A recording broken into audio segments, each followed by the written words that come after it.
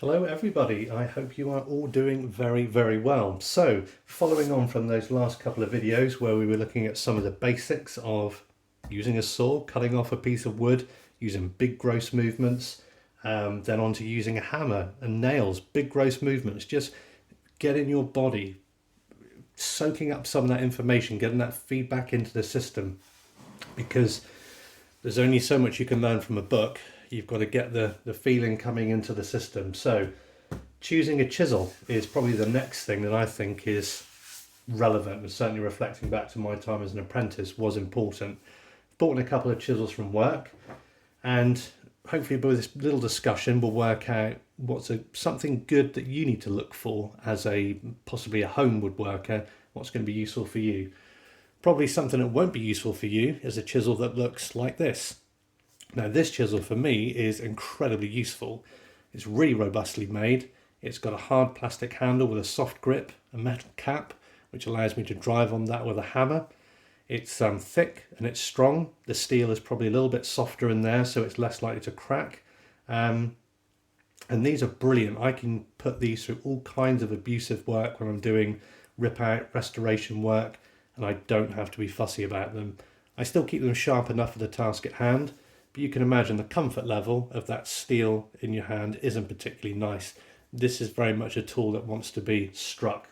And that's not unusual. This isn't a new concept. They just look a little bit different. If we take back and look at something slightly older, we've got this chisel here. Now, a lot of people will say that a wooden chisel, when used in a harsh way, will split the handle if it's not a socket chisel. Well, I find this one in a fascinating case because it's actually broken the bolster. The handle is absolutely fine, and it's been used so much that the metal strike cap here, or the metal ring at the top, has driven itself into the ash handle. I think the only reason you tend to find chisels with split handles is usually when someone's just got too abusive. They're literally just smashing something beyond all recognition. You can find nice old wooden screwdrivers abused like that. And also another lovely example, a socket chisel here. This one's a lovely handmade one, and you might be able to see through the back there that you've got a seam that runs all the way up through the back and kind of terminates around there where the socket was formed by a blacksmith. I find that one just an absolute delight. I have absolutely no use for it, but as an object to enjoy, it's right up there. So if you see a tool looking like any of these three for home woodworking, unless it's rough carpentry outside, or not rough carpentry, let's just say carpentry, excuse me, these aren't going to be any use to you at all. Now, ones that could be used to you, but you might not want to use them because they don't fit the narrative of fine woodworking quite so much, the plastic handle chisels. When I started work, these are very common. These Marples chisels, the lower section, I think it was, used to be a reddish colour, and I picked up this one at a boot sale recently. And these were brilliant because they had a nice fine edge to them, but they were robustly enough made that you could go and do work away from the workshop on sites, and they were fine enough to use on the bench. Absolutely brilliant as an all-rounder. Sadly, you can't get them in the same quality anymore. The manufacturer's been outsourced to a different country to a different specification, and they're not as good as they once were. You can still use them, but they now appear more like this. This one, you can see, is heavily inspired by the iconic Marples blue chip chisel, which you've probably seen in umpteen magazine articles or in people's toolboxes. The original Marples blue chips, not the ones available now, were just so versatile. They were made with pretty much the same blades as these, but the handle was a bit more of a traditional shape, but it was in blue plastic. And again, it had that ability that it was very robust and it was economical to produce. And so for your average working person, they were quite affordable. So if you can find these old, they're good. And I use this in my toolbox. These poor copies are still fine for doing decent work, and they stay in my toolbox along with that heavy duty one. So you could consider these chisels for use if you wanted. Then personally, what I also keep at work, and again, this is something you could consider if you want, is I bought a set of wooden handled chisels, new one, just to keep back at the workshop where I knew they weren't going to get any abuse. And these ones were sold by a British company called Axminster, and they have their own brand products. This one's called Ryder, and it was just a really good value set, and it had the same thing that the Marples did. Finish lands on the sides, but not ridiculously fine. And they were good. It was a nice little set of chisels, not a stupid amount of sizes. But then they became really expensive for some reason. It was a really real shame. I got in there early, really comfortable in the hand, a really nice chisel. I think now they're priced at a level which is too expensive based on their fit and finish. But if you want to buy them, go ahead. They're going to work just fine for you. And then when it comes to my workshop space at home, I can't help but develop a harlequin set of chisels that I might find at car boot sales, the odd one on eBay, something like that. And they can be anything. This one might look disgraceful, but this one is an absolute hero. I was tempted to think about repairing all of the handle up here, getting rid of the split, cleaning off all the paint, but this is where the business happens. And the back is good, or the face is good. Bevel was good. It had this lovely low grind, which made just honing a secondary bevel lovely and quick. Nice fine land on the side. And I just love it. It's got a punky kind of attitude to it, and I'm going to keep using it as it is. Keep an eye on the split, make sure it doesn't grow any longer. Might put some epoxy in there, but I kind of like I don't know, it's got some attitude, that one. I'll remake handles when I find them.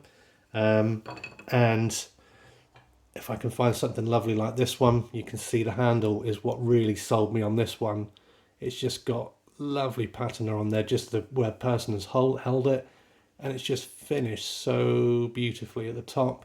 No sign of abuse, and no need for anything complex, no need for any kind of complicated socket chisel design. It's just a tang, which is basically a nail on the end of that going right up into the handle.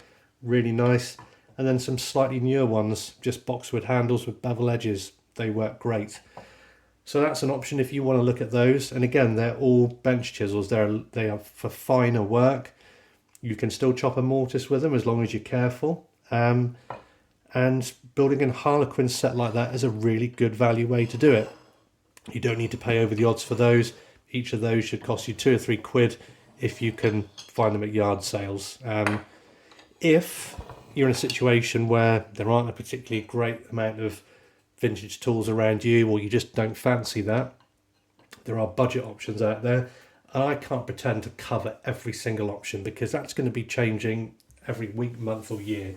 So what I did some time ago is I purchased these from Amazon, and I was going to do a video called like Chisels, the white label goods, because when I saw this set, they, from what I can see, are completely identical to the chisels sold by the German supermarkets at one stage, although these have a darker stained beech handle. This set of 6 was cost me about £35 to £38 on Amazon delivered, and you get 6 there, and importantly you get the 1/4 inch chisel, which you never got with the supermarket versions. And that's a good set if you just want no hassle. Though it's got this metal ring around the top, it's set down far enough away that it's comfortable in the hand, so that's good. And they're nice, substantial chisels. They're not small and flimsy. I could do good work with these. Yes, they aren't finely finished. Yes, the reality is these are probably made in China, but we're all in different situations and we all have different amount of money to spend. I think they're called Ezark or Ezark, possibly. They seem to have a shark logo on them. That's probably the most disappointing thing, but you could probably polish that off or scrape that off there if you wanted to. But I'll do a more in-depth review of those, but I don't see any reason why they wouldn't work. The sides are quite thick, but again, we can look in the future at how you can modify that. I would still feel confident I could do most joinery with them. And for my reckoning, you can't get by with just one chisel. As somebody who's worked for a while, for me that just wouldn't work. I think the absolute minimum I would need to start would be 1/4 inch or 6mm, and then probably a 12mm, so that's your 1/2 inch, and then a 25mm, that's an inch, and see how I went from there. I think at home you could probably do that. So that's what, if you want to buy them individually, you could think of doing that, or if you're out looking for something. If you want to spend a bit more, these Neritz Richter chisels, which I've done a video on previously, they're a bit more expensive. These I think are about 160 quid for a set of 5, but these are lovely. They're finished and ready to go. They're a delight. You know, you pay your money, and I think they represent very good value compared to the Axminster Rider ones. These are really nicely finished, and I think it's important when you pay a bit more money that it's tastefully done. I don't want the word rider on this. I can handle that, that's okay. You know, the manufacturer's details there, I can handle that. And the handles are really comfortable to use. You know, the lands on the edge, just right, a lovely set. But don't feel that you need to spend this if you haven't got the money. You know, that's a lifetime set of chisels. You're not going to have to upgrade it. But by the same token, that cheap set of chisels here, that's a lifetime set. These are a lifetime set. These ones, they're lifetime set. Working at home, you're going to be lucky to, I don't know, wear off that much steel.